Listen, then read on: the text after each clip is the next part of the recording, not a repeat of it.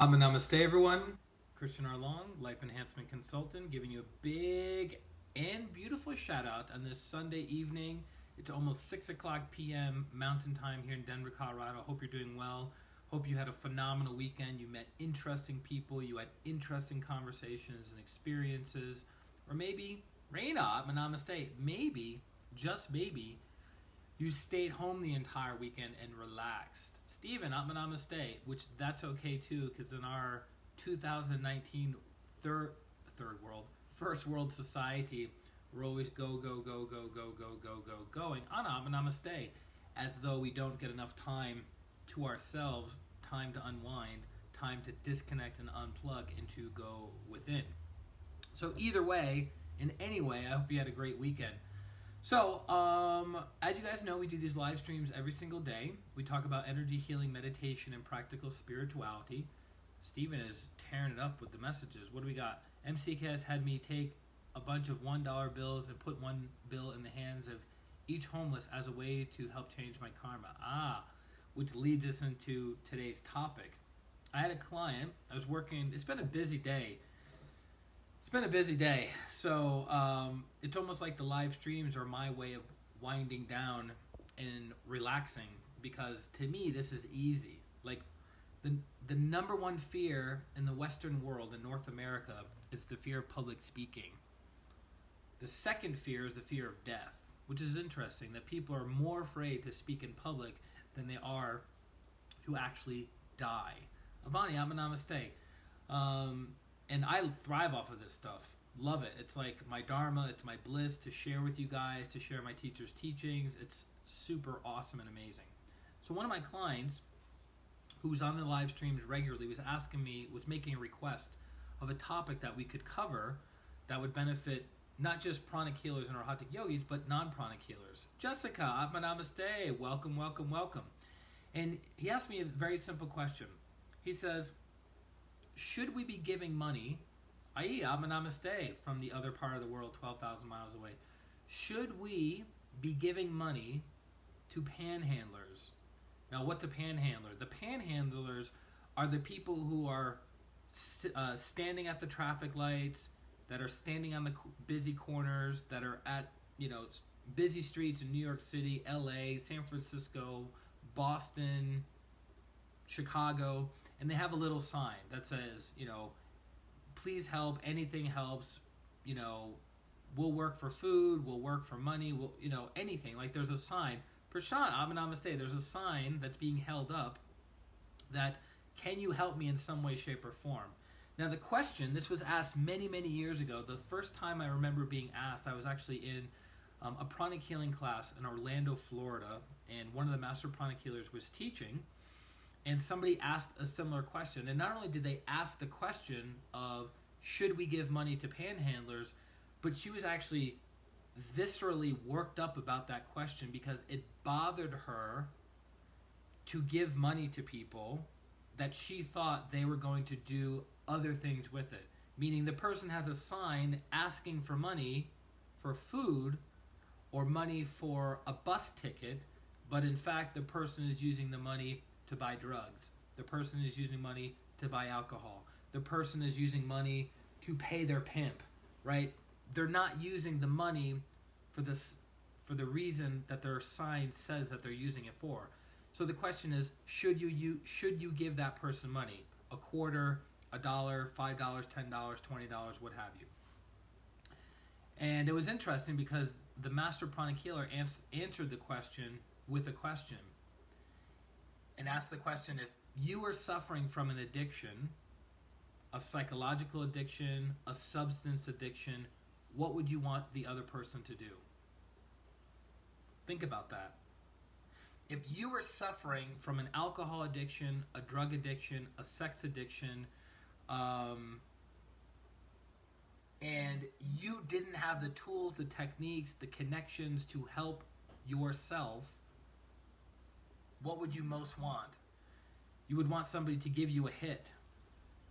You would want somebody to give you money so you could go and satisfy that addiction. And here's the interesting thing. In the moment of satisfying that addiction, what happens to that person? Their pain is alleviated. their suffering is alleviated. Their anxiousness is alleviated. True, it's temporary. It's not permanent, but so isn't a healing session. Right? People from around the world hire me for healing sessions. Some of those healings, the effect will last a few hours. Sometimes the effect will last for a few weeks, few months. In some cases, the effect has lasted for years, but it doesn't mean that that person is completely and utterly healed of any and all pain, sorrow, and suffering in their lives. So the healing, quote unquote, is temporary. The alleviating of the suffering is temporary. So, if you're walking by a panhandler who's holding a sign and the sign is not true, and you keep walking, is that the compassionate, kind, loving thing to do? No. Now, somebody could take it to the next level and they say, you know what? That person doesn't need a hit of alcohol, of drugs, of whatever. What that person needs is mentoring. What that person needs is a safe place to live and to stay. What that person needs is not just one meal, but an entire week's worth of groceries to make sure they have good nutrition and good hydration in their bodies. That's more important. That's a very fair question, or a fair statement. Here's the question. Are you going to be that person that brings them into a safe house where they have clean clothes, clean water, clean groceries, right? To let them get on their feet and to move their lives forward. Are you going to be that person? Now, if you are going to be that person, kudos to you, congratulations. You're definitely moving in the direction of sainthood. If not, giving that quarter, giving that dollar, giving that $5 is helping to alleviate that person's suffering temporarily. Right? Hold on, you guys have a lot of comments. I just want to make sure I'm reading them here. Homeless can often get food, but can't get other, like, guys and tampons. That's a good point, actually. Most make less than $30 a day. They get mostly lots of pennies. Public speaking, yeah, I've seen many times actors, actresses, musicians confess that they still get stage fright every time they're about to go on stage.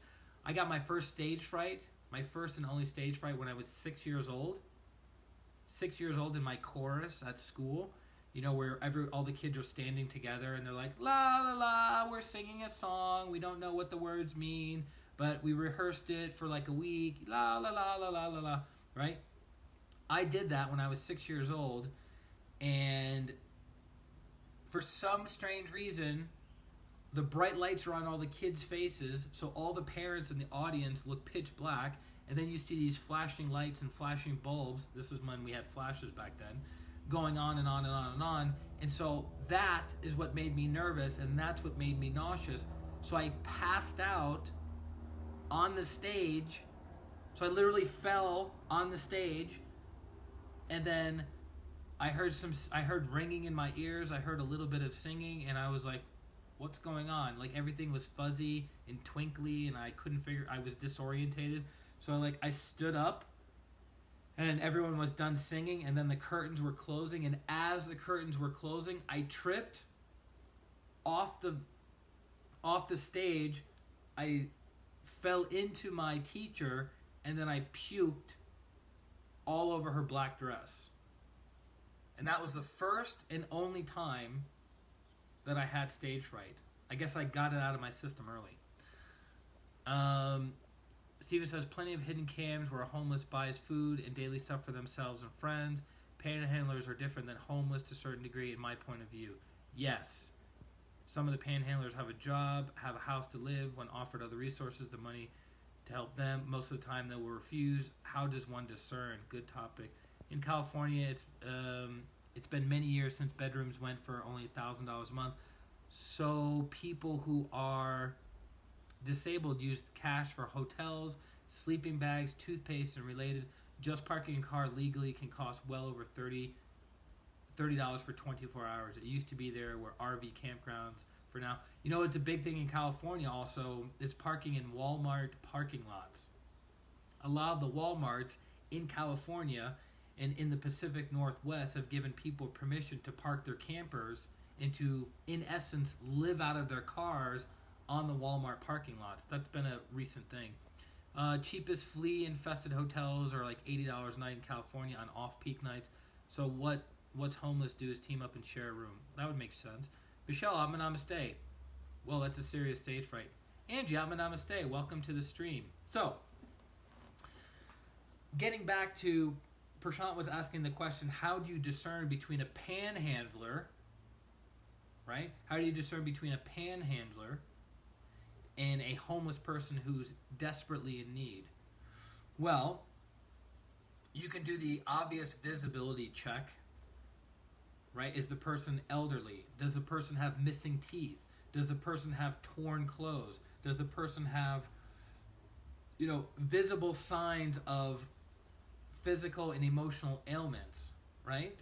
That would be a good indicator that this person probably needs my money more than somebody who is standing up straight, who has clear eyes, who's wearing decent clothes. It's a nice, beautiful day, right? But you have to ask yourself the question, either way, is the person who's asking for money in need? Now, are there the panhandlers in New York City? They're few and far between, but some panhandlers in New York City make over $80,000 a year. Interesting, right? $80,000 a year. There was a guy I met who'd been panhandling for like 20 years. 20 years. The guy was, namaste, the guy was out there. But I saw him pretty consistently, about 3 times a week, panhandling between Jersey City and New York City. He would ride the subway back and forth. And he was always asking for money. But I noticed something, that in a lot of cases when this guy got money, he would give it to other people.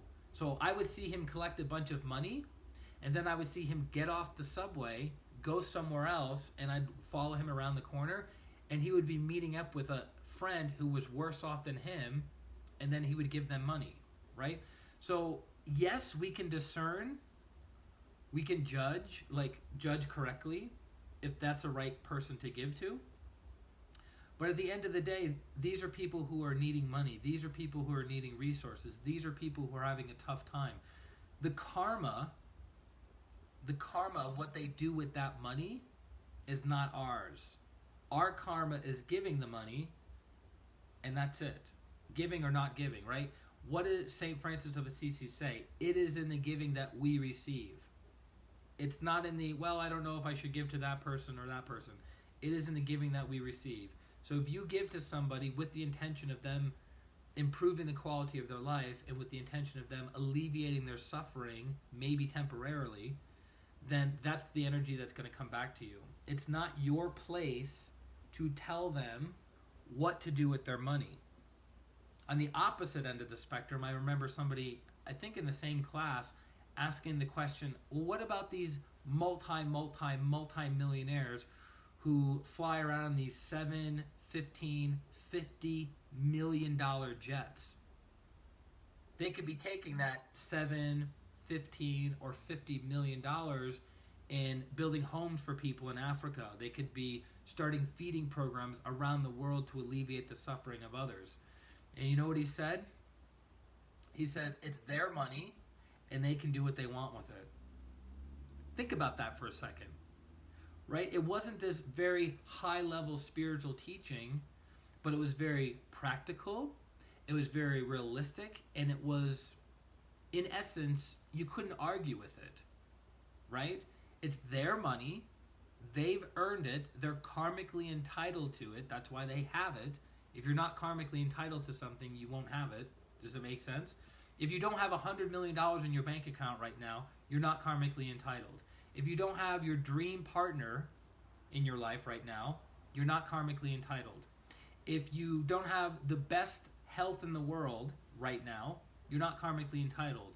And I know that sounds harsh and sharp, and I am apologizing if it's coming off that way, but it's looking at it from a very black or white perspective.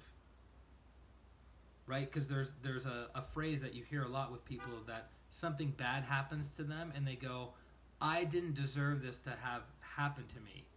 And that's not true, because the very act of it happening to you means you deserved it, right?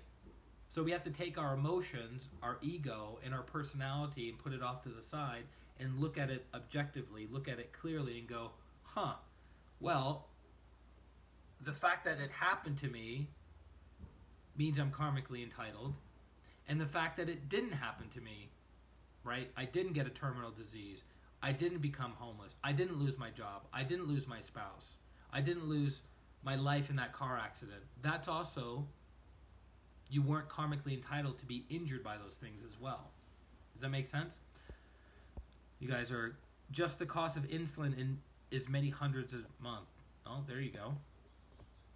I've given a hamburger and seen it cut into 4 because there was just one for 4 of them. Places in California are mostly out of food unless you're a single mom with kids.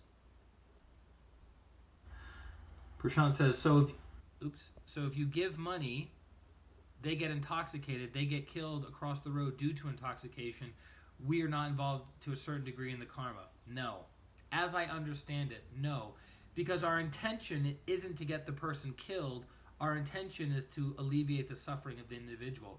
Because at the end of the day, are we all responsible for our own choices in life? Right? There is a degree, if I remember correctly, and it might only pertain to spiritual teachings, I'm not 100% sure on this, but I remember when Grandmaster Choa would teach very high-level teachings in class, and then he would say, this is the technique, and if you do your own thing, you're on your own. The teacher is not responsible. So when you agree, when you learn a very powerful technique and you agree to keep it secret, you agree to protect it, you agree not to share with other people, then that relieves the teacher from the karmic consequences of if you take that technique and you do something bad with it. Right? Good question. Anna says, also giving to people who have enough is also good karma.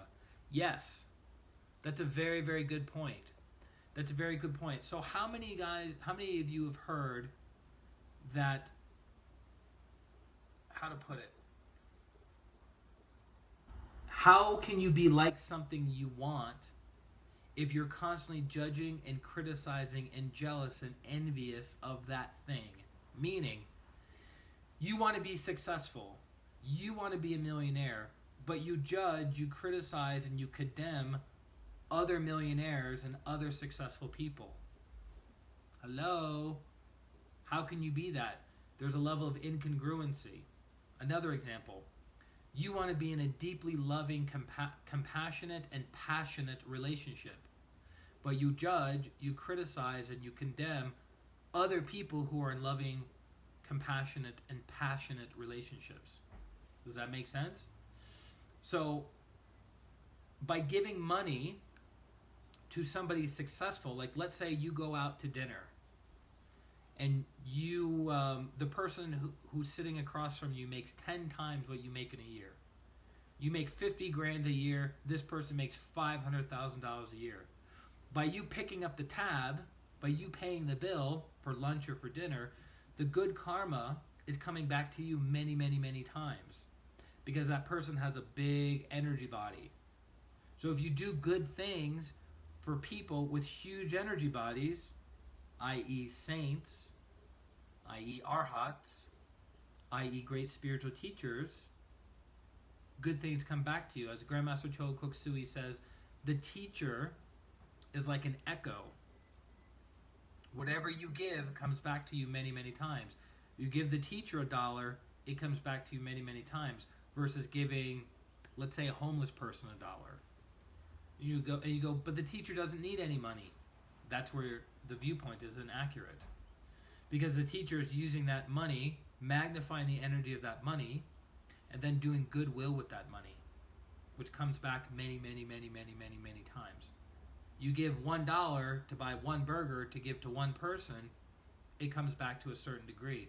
but not as much as giving $1 to a teacher's spiritual organization where that money is being blessed, where that money is being recirculated for big projects to help alleviate the suffering of humanity. Much, much bigger. Make sense? So it's a good return on energy. So Ivani says all pain is deserved. So all pain is deserved and all blessings are deserved. Okay, makes sense. Thanks. Karina, namaste. Long time. So Stephen says folks living in cars are usually in larger ones. Was gas today range from $5.15 to $5.50 per gallon? Really? They drive with the red light on. Wow. Yeah, I noticed when I was in Miami Beach, gas was super expensive. And when I was in California, gas was super expensive. It's like half of that in Denver. Ais says, happened to me this weekend. Was so looking forward to joining a course, but time availability and financial resources didn't allow it. Felt a bit sad, then decided to shift. That's a key point, guys. Don't stay stuck in your misery. Give yourself 90 seconds or less to be miserable and then move on with your day. I just said, I'm not yet karmically entitled, then looked at the lesson to be learned, took note of how to do inner work to move forward, fail fast forward. That's a mouthful. Excellent. Stephen says, plenty of homeless putting together 3 jobs and they still have to team up with others to afford a place. I said, I thought you said, I said every time, but you said. You're so funny. It's my accent, right?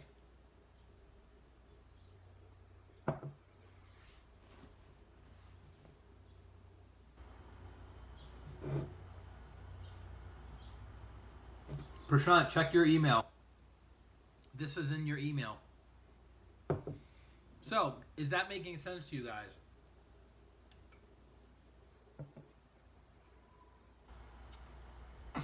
Your job is to not judge and criticize and condemn other people, whether they're super wealthy or whether they're destitute. Your job is to be an instrument of goodwill. Your job is to contribute from the heart, to add value to people's lives, to give of your mental knowledge to others, to give of your emotional love to others, to give of your physical strength and vitality to others, to give of your financial resources to others. Now, am I saying that you do all of that all the time with everybody? No. The teaching is 10%. You bring in $1, you keep 90% of your dollar. Well, taxes, that's another story. And then you take 10% and you give it to a spiritual organization. You give it to a charity. You give it to a feeding program. You give it to the homeless. You give it to panhandlers. Right? The nuances of the technique are taught in Grandmaster Cho Kuk Sui's class, Kriya Shakti, which is how to use energy and spiritual principles to materialize what you need, want, and desire in life. So there's nuances to that technique, but very simple. 10% of your net income per month goes to some spiritual organization of your choosing that you get spiritually fed from. So I get fed a lot from pranic healing. You may get fed from your local church, mosque, synagogue, I don't know. Wherever you get fed from spiritually, that should be the place that you tithe to on a regular basis. And when I mean regular, at least once a month. At least once a month. And then people say, well, I don't have enough money to tithe. That's why you need to tithe. I'll say that again. Somebody says, I don't have enough money to tithe. You need to tithe. If you have $1 to your name, you need to take 10 cents of that dollar and give it somewhere. Give it to anybody who is in need. And then you'll get $2. And then $5, and then $10, and then that goes to giving $1. Then $100, which goes to giving $10. Then $1,000, which goes to giving $100. Then $10,000, then giving $1,000. That's how it works. Whatever you want in life, you must first give. If you want money, you have to give money. You have to plant money. I know that sounds weird, but trust me, it's a spiritual teaching that is taught in every major religion on the planet, without exception. So Anna says, when we give to friends, we tend to judge less, and the challenge is to help love people we are not yet friends with. Yeah, which is interesting. That's the nuance to the technique that I can't cover in this public stream. But yes, the question is, well, who do you give to? If I have $1 and this person needs money, this person needs money, and this person needs money, who do I give to? That's the nuanced teaching. But for now, you have your $1, you give it to a spiritual organization that feeds you. Make sense? Awesome. So, that being said, Sandra, namaste. That being said, for those of you who are in need of healing, reach out to me at ChristianRLong.com/services, ChristianRLong.com/services, and find a time that works for both of us and do a 30-minute coaching and 30-minute healing session with me, and we can transform your life. That's our goal, that's our objective, that's our wish for each and every person that we work with. And if you have any questions about how pranic healing can help you, then by all means send me a direct message on Facebook.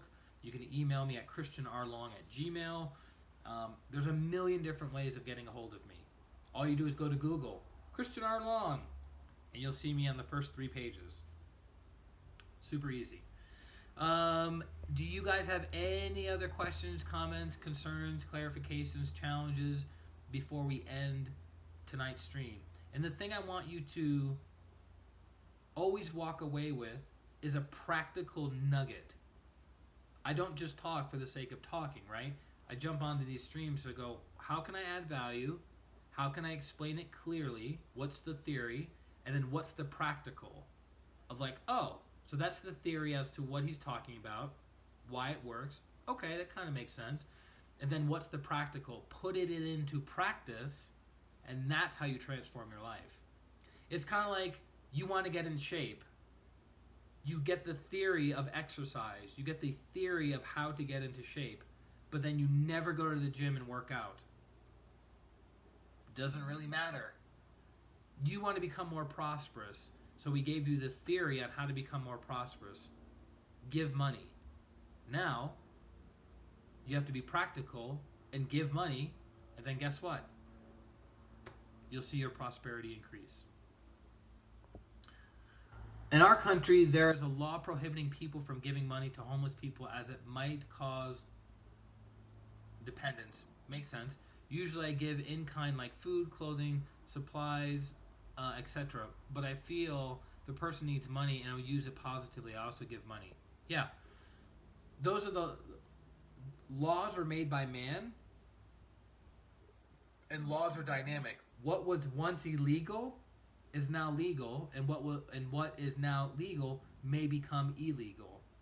So you have man-made laws, and then you have spiritual laws, universal laws. Also, connecting to what he is saying is, if you never want to be hungry, feed people.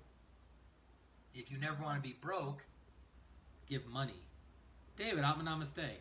So if you never want to be hungry, feed people. If you never want to be homeless, help people have shelter.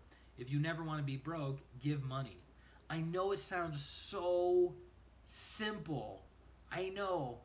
It sounds like a no-brainer. But here's my question to each and every one of you watching the live stream and watching the replay. Are you doing it? Consistently and persistently, month in, month out, no matter what, are you doing it? That's the question. You could say, Christian, I get it. Yeah. Tithing, it's important. Service, it's important. If I never want to be hungry, I give food. If I never want to be broke, I give money. If I never want to be homeless, I help people have shelter. I get it. But what else? Right? And then my question back to you is, are you doing it? Not once a month, not when you feel like it, not when it's convenient, but are you doing it every single month, rain, sleet, or shine? That's the question. And if you are consistently doing that, you'll notice your life will improve. Not overnight, but over time. Make sense? Beautiful souls?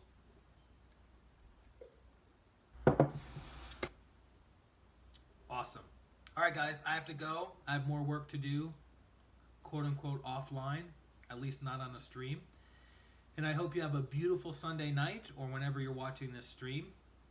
Know that God and teachers' blessings are always with you in every aspect of your life. You just have to be aware of them and tap into them, and your life will move forward. So true. Do service not just when it is convenient. Yes. Constancy of aim and effort and non-laziness. Perfect. All right, guys. This is ChristianRLong, Life Enhancement Consultant, wishing you a beautiful Sunday night, a beautiful week, and a beautiful life. Atma. Namaste. God bless you as well. I love you, girl. Love each and every one of you. Bye-bye.